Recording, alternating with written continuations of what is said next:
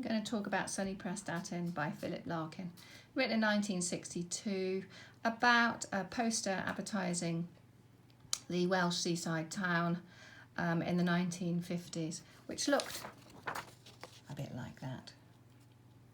Very beautiful image, isn't it, of Prestatyn. Sun shining. We've got a beautiful young woman here in a rather tight bikini, from a swimsuit, and Larkin's drawing attention to that. She's laughing, isn't she? Kneeling up on the sand in tautened white satin. Well, it looks yellow here, but the one that he's seen is white satin. Behind her, a hunk of coast. That word hunk also suggesting not only the mass of coast behind her, but maybe the word hunk also implies attractive muscle men as well, that you might find in Prestatyn. So it's using sex to sell Prestatyn. We've got a mention of her thighs and her breast lifting arms and a tight costume and so on. So yeah, Larkin is making a satirical point really about the strategies used by advertisers to kind of use women to advertise, to sell something, women's bodies to sell something. So he's making a point about that, and also that they're selling a dream. Here we've got a very an image of perfection, which is of course far from the reality. And the reality he describes in the second verse, where the light-hearted tone moves to a much more kind of dark tone. And he describes the graffiti of the poster. She was slapped up one day in March. What does he mean by that? Why did he use that colloquial phrase, slapped up? Well, perhaps it's reminding us of the noun slapper, and or slapping on makeup. But yes, she is defaced. And she becomes unrecognisable with the graffiti. So what sort of graffiti are we talking about? Snaggle-toothed, boss-eyed. We've all seen posters defaced like this, haven't we? Boss-eyed, huge tits, and a fissure crotch. There we are. And between her legs, held scrawls that set her fairly astride a tuberous cock and balls. I'll do the comic schoolboy graffiti there. So that's really what he's talking about. And I think in the third verse he talks about a moustache as well.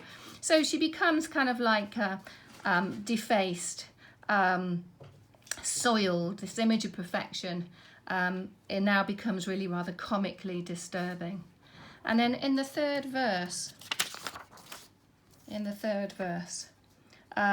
autographed Titch Thomas, so that's the vandal's name who did this. It becomes much more violent, much more threatening, while someone has used a knife or something to stab right through the moustached lips of her smile. So now it feels really uncomfortable, doesn't it? It's almost like a violation, or some critics have even described it as like a kind of a rape. So she was too good for this life, he says, and he refers to that cliche, that overused phrase that when somebody dies, when somebody's been killed or somebody dies, that he's implying that this female that was in the poster doesn't belong in this world. So he's using irony there, and then the last few lines he describes how the poster becomes torn, so that you're only left with, here's one I made earlier, something like that. Yeah. So left only a hand and some blue. And then now a Fight Cancer poster is there. Why fight cancer? What is he suggesting there? Well, it's almost as if society is affected by some kind of malignant, cancerous growth. That there are some, I guess, destructive elements in society, and we're left with a real sense of loss at the end of the poem. So the movement is from a very light-hearted, comedic tone to one that's much more serious in tone. So we've got the use of black comedy here as one of Larkin's methods. What other methods are also used? Probably shock tactics, the language in the first verse. We've got references to thighs and breasts and so on. You know, in the graffiti, the cock and balls and crotches and things. So, you know, we've got black comedy there as well.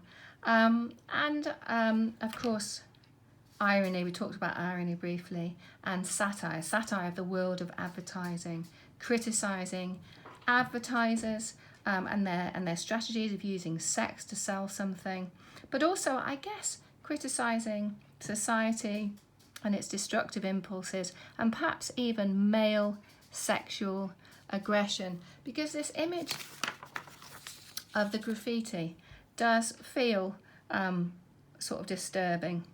You know, we've got so beauty and optimism in the first verse giving way to violence and destruction, particularly, you know, when we've got, we're just left with that as well. It's almost as if she's been chopped up into bits. It's really quite a sort of grotesque image of what's happened to this poster, and Larkin is making a comment there about society's values and you know, various elements, you know, destructive elements in society too.